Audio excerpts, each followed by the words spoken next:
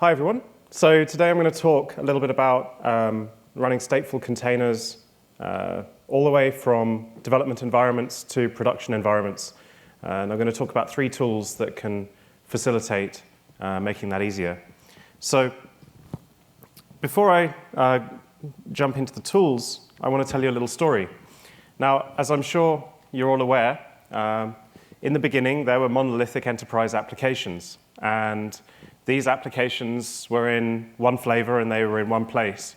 And they had databases that were in one flavor and in one place. So you'd see an application like this with the orange section is the database, and you'd be able to say that's an Oracle database and it's in that rack over there. But what's happening now is more and more people are developing applications as microservices. And microservices and containers are obviously a very good fit. And what we're seeing is this order of magnitude more microservices for each application that's deployed. But what's more, you're also seeing an order of magnitude of different types of data services, because developers are being encouraged to pick the right tool for the job. So you might have a microservice with an orange blob in it, that might be a MySQL, and another one with a pink blob, which is a Redis. And then you might have some MongoDB and some MariaDB, depending on which tools each of the teams who are building your microservices chose. And it gets worse because you also are running microservices in a staging environment and on developers' laptops. And you need a DR story for what happens if Amazon or your relationship with Amazon goes south, or if your data center goes dark. You've got also CI and CD. So you're spinning these containers up ephemerally to run your tests against them. So these microservices are smashing monolithic databases up into lots of pieces. And there's many more instances and many more flavors of them. So with that in mind, the first objection that I normally hear when I talk to people about stateful containers or databases in containers is, well, aren't my applications stateless? And the Heroku 12-factor manifesto did a fantastic job of convincing everyone that their applications are stateless. And it's true that your application tier, as in the containers within your application which run your app code, like your Node.js or your JVM code, probably are stateless, or they probably should be, because it makes it easier to scale them horizontally. But your application is made up of all of these pieces and their data services together. And the whole promise of containers is being able to take that description of your application, a Docker Compose file or a Kubernetes manifest, and deploy that consistently in different environments. And so if you really want to be able to do that, you need to be able to capture the stateful pieces as well. And so that takes me on to the point that you end up with one platform if you do this, as opposed to many different platforms. You end up with a consistent way of deploying your applications on developer laptops, in staging environments, in production, and even on different clouds, all through the same set of APIs. You get parity between your development environments and your production environments. And this helps to eliminate a whole class of, this works on my machine, and also a whole class of, well, this worked in development and staging, but it doesn't work in production. That's the whole promise of containers for the application tier. It needs to be true for the data tier as well. And finally, cloud services aren't really portable. So if you start picking up services like RDS on Amazon or Google Cloud SQL, then what you'll find is that you can't really move from one to the other. So you end up locked into various different cloud providers, or locked into your own way of managing your stateful services on-premise, which would be different to the way that you manage them in the cloud. And so stateful containers allow you to solve that problem as well. And it's all about portability. So the whole promise of containers is portability, the ability to describe an application and make it useful in a development environment, and deploy that same thing in production. And finally, programming should be fun. I'm a developer. I want to have fun. And there are certain parts of our jobs that just aren't fun. So getting a crappy bug report from someone in production and not having enough information to reproduce the problem, or having to spend hours setting up a development environment and the data that goes with it, so in just the right way so that you can reproduce a problem that someone else had. And that stuff is really the boring bit of the job, the annoying bit of the job, and worse than that, it really impacts on developer efficiency as well. So I humbly submit that the tools that we're building at ClusterHQ might help you with this. They might help you realize this sort of vision of being able to capture the entire app and move it around and deploy it at in different runtime environments and different stages of the software development lifecycle. And so I'm going to show you 3 tools, actually, I guess 4 tools. So the first one is Devol. We launched this just a couple of weeks ago. It's at 0.1, but it's a developer tool that makes it possible to treat your your local databases on your laptop, so your containerized development databases, like a version control system. So you can type devol commit, and you soon will be able to type devol push and devol branch, so you can start to treat the data that you're manipulating locally like a version control system. This is incredibly useful in development environments. I'm then going to show you Flocker. Flocker is our flagship product, which is now at 1.8. And being used in production, for example, at Swisscom. We saw the talk from Lucas at Swisscom earlier. And Flocker is like the connective tissue between your orchestration framework, whichever one you choose. We support basically all of them. And your storage, whichever one you've got, because we support basically all of them. And then I'm also going to give you an example of integrating Flocker with a specific orchestration framework. And that's, I'm going to use Kubernetes as the example there. And that gives you the opportunity to take advantage of the features of that orchestration framework, like scheduling and HA, in conjunction with stateful containers. So you'll be able to do failover for containerized databases, for example. And so this is my tiny little goal, that by embracing stateful containers across the software development lifecycle and across different runtime environments, we'll actually be able to radically change and improve the way that we develop and deploy applications. We'll go from having 2 platforms to 1 platform, and we'll go from struggling to reproduce data-related issues to being able to do it easily in a snap. So I'm going to run through 3 use cases, and for each use case, I've got a short demo. So bear with me while I do that. So as I mentioned, Devol is a tool for treating your development databases like Git. So I'm going to use these diagrams to describe the use case. So Devol allows you to think about your data like a version control system. A developer's laptop, I'm using blue to indicate the compute and orange to indicate the storage in all of these cases. So in this case, the compute and the storage are the same thing. I mean, if this is my laptop, then the flash or the hard disk is actually inside the computer. So that's indicated here. And you've got a container, C1, that's talking to a branch of a Devol volume called B2. So B stands for branch. And you might start out with 1 commit on that branch. So this might be, I use the example of like a real estate application. So suppose I'm developing a real estate app that's got a database. And so very simply, it's got a database with a list of properties in it, like houses and apartments. I put some test data in this database, which is running locally on my laptop when I'm developing it. So I can now take a commit of that, switch to another branch. Maybe I start working on a different piece of the application. I want to put some different data in or experiment with a different type of layout for my tables or my columns. I can, when I switch branches, I take the first commit with me, then I can create another commit. Then I can switch back to the first branch and go back to the previous state that I had before, and then make a third branch, and then do a new commit. So commit 2 prime there. And then eventually, it'll also be possible to push and pull these branches around. So without further ado, I'll show you a demo. So I recorded these because there's no way I was going to get through all of these as a live demo. But so Devol, like I said, is version control for your development databases. You can download it just by piping something into SH, which is seems to be the canonical way of installing software in this ecosystem. That just installs a couple of wrappers around some Docker images.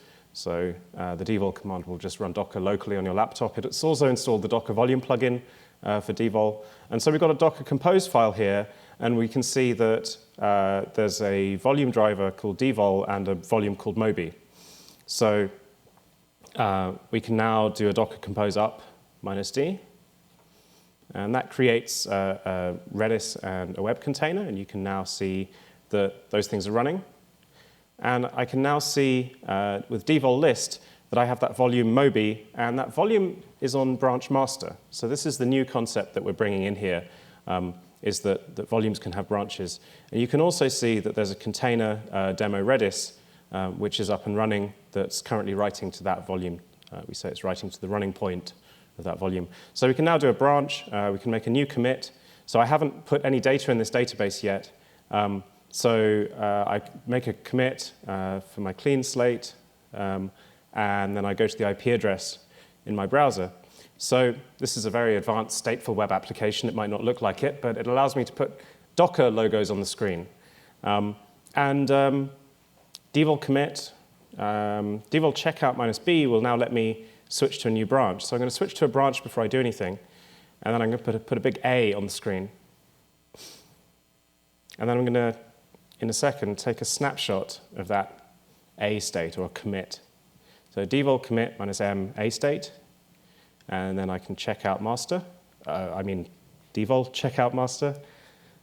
And now I've gone back to the original state. So that state is now safe in that branch A. I'm going to switch to a branch B. I can see I'm on branch master at the moment. Devol checkout branch B with a -b, and that will check it out. And then I can put a B on the screen. Not the greatest artist in the world. I've seen some people do some fairly impressive pictures with this app. Considering it's a bit like MS Paint. So I can commit my B state, do a devol log, and I can see that I've got these two commits. So notice I've got the B state and the clean state, but not the A state in this branch. And I can now switch back to branch A. And I've got the A state there, and if I reload, I've got the A state in the browser. So that's just a simple example of how devol can allow you to capture different states of a development database as you're building it. It's worth pointing out just that there is a web container and a Redis container involved in these. So this is useful in a development environment, and that's fine. But actually, what we are seeing more and more of is containers being moved from development into production. And as I said earlier, the whole promise of containers is that you can take the same containers and move them from your development environment into your production environment. And what do you start caring about when you move stateful containers into production? You care less about these kind of interesting branching and cloning features, probably, but you care more about operational management of those databases in a way that you're probably familiar with being able to do operational management of VMs. So just push on. So the next thing I'm going to show you is how you can move that application into a production environment. And so the first example, I'll just use Flocker on its own. Flocker doesn't have a scheduler. It doesn't have a way of running containers. But I'm just going to start layering things on here. So we'll start with Flocker as the basis. And in the meantime, I'm also going to show you the Volume Hub. The Volume Hub is another project we just launched. It's currently just a way of giving you a web interface to see which volumes you have and which containers are using which volumes. But before I do that, let me just motivate the problem that Flocker solves very briefly. So the basic problem that Flocker solves is if you start with just native Docker and you start exploring the container ecosystem with Docker, as many of you have, I'm sure, then you have this problem where you can run a container on a machine, and if you want to run a database in that container, like a MySQL or a Postgres or whatever, then the best practices say, you should allocate a volume for that container. The problem comes the second that container writes a single byte of data to that volume, that container effectively gets stuck on that machine. And that's a problem because the data volume is actually just a directory on the host. So now you've tied the lifetime or the life cycle of that container and its data to the life cycle of a machine. And that's bad because machines fail all the time. So if you then needed to start that container or move that container to another machine, in container land, that just means you start a new container with the same container image on the other machine. Then the database will start up and it won't have its data. And that's obviously catastrophic if you're running it in production. You don't want your databases to randomly lose their data. So what Flocker does is it allows you to move the data volumes around with the containers. So it allows you to name the volumes and then treat the container and the volume as an atomic unit. And we saw that's exactly what Swisscom are doing with their deployment. So just very briefly, I'll talk about the example here. We have a user interacting with an orchestration framework. The orchestration framework is talking to the Docker daemon. In this diagram, we're using the example of the Flocker Docker plugin, or as we call it, Flongle. But in the later example, I'll show you an example of our integration with Kubernetes. So the Flocker plugin talks to the control service. The control service talks to the agents. And the agents go and talk to the underlying storage, whichever storage you have in your data center, or whichever storage you have on your cloud provider. So that might be Amazon EBS, or it might be an EMC array that has resilient network-attached block storage. I'll also show you this plugged into the Volume Hub. So the use case for this is that you have an app, you've deployed it, and you've deployed two applications, two databases on one machine.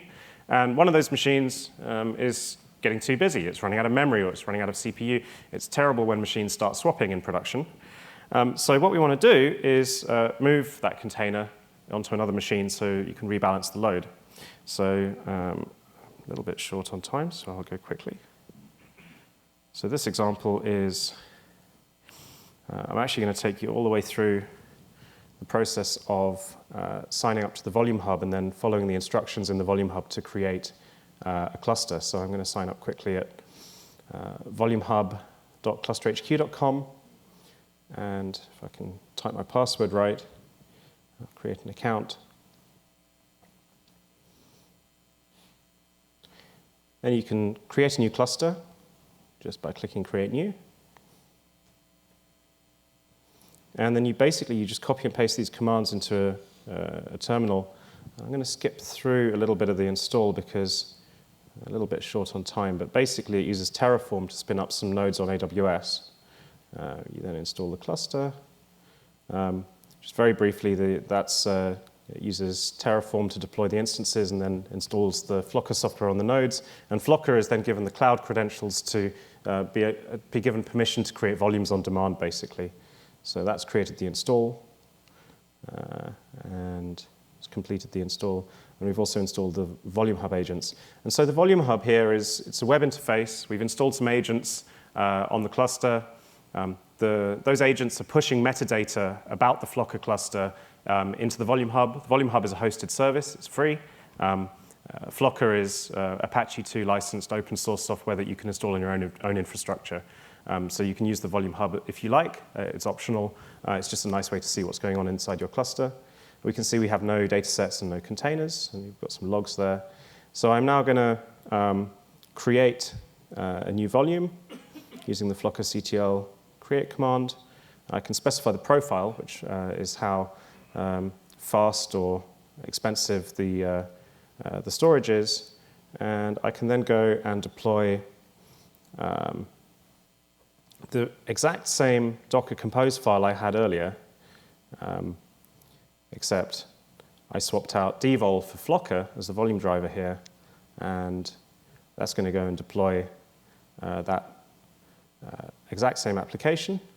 And now we have an attached data set. You can see we've got the Redis instance. You can see the data set is on the host, so you can sort of explore using this web interface what's going on in the cluster. So it's a great tool to visualize what's happening.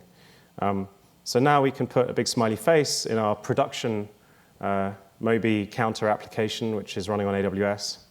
And then we can figure out which node it's on. We can then move it from one node to another. So remember, the use case is rebalancing a cluster. I have to stop that and remove the container.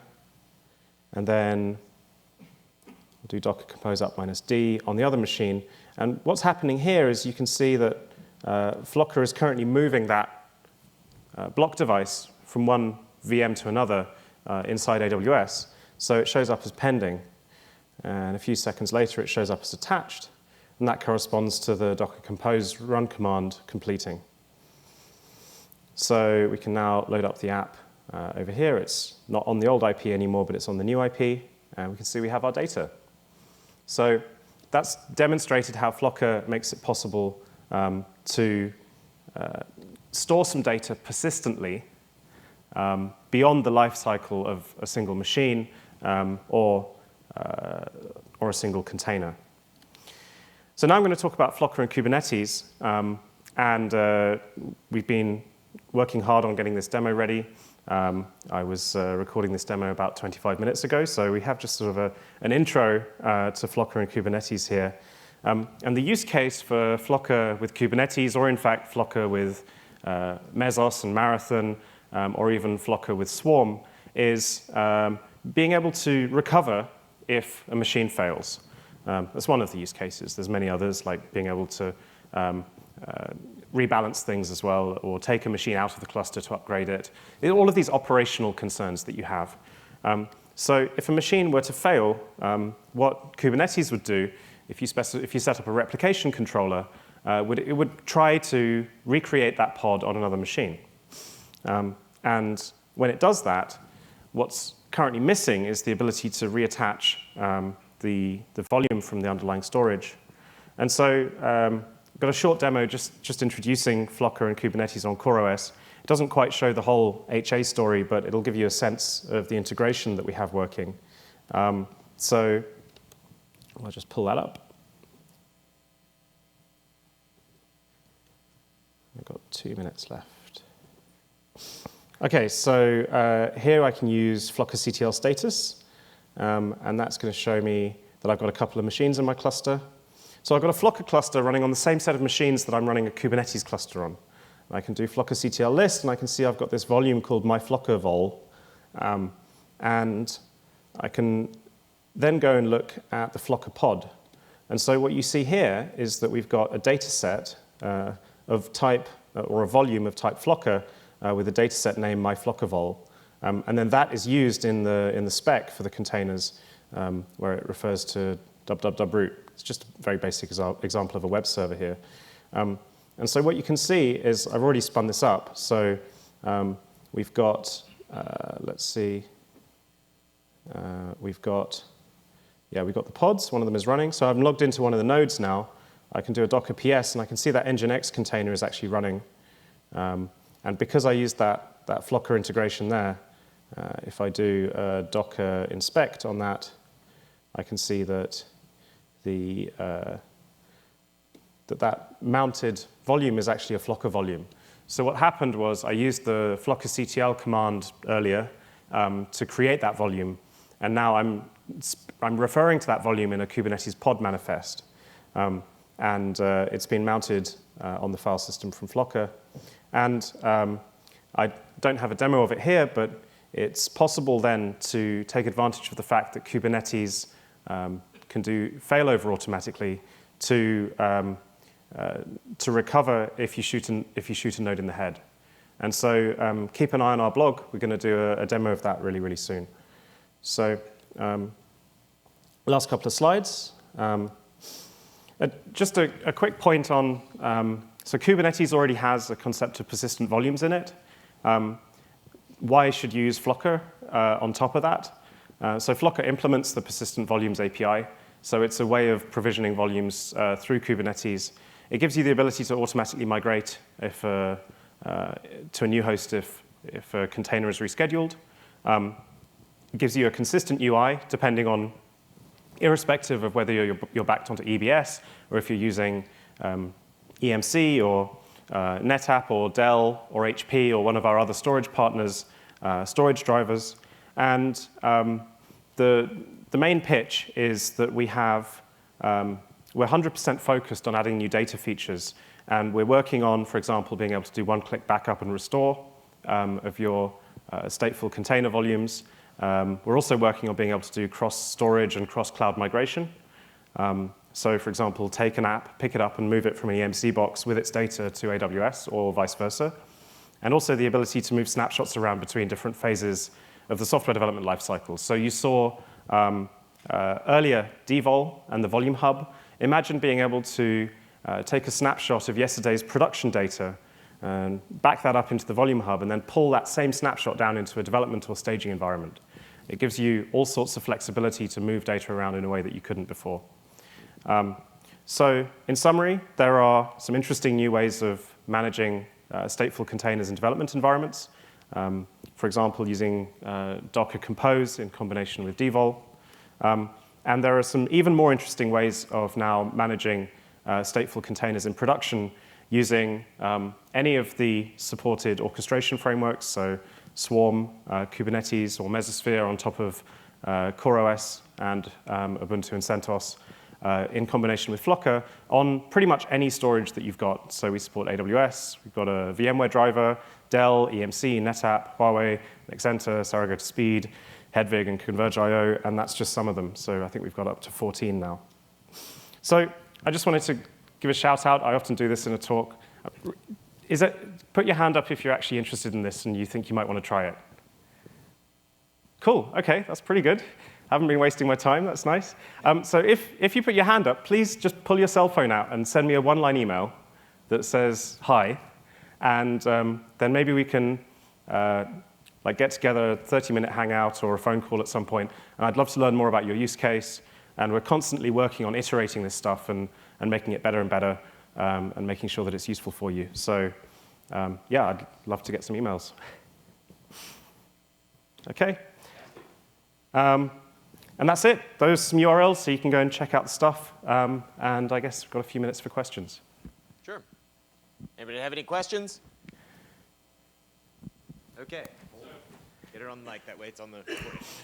Really simple question. I didn't see anything up here that said you guys are working with Rocket. You guys working with Rocket, or? So we support Kubernetes, and Kubernetes supports Rocket.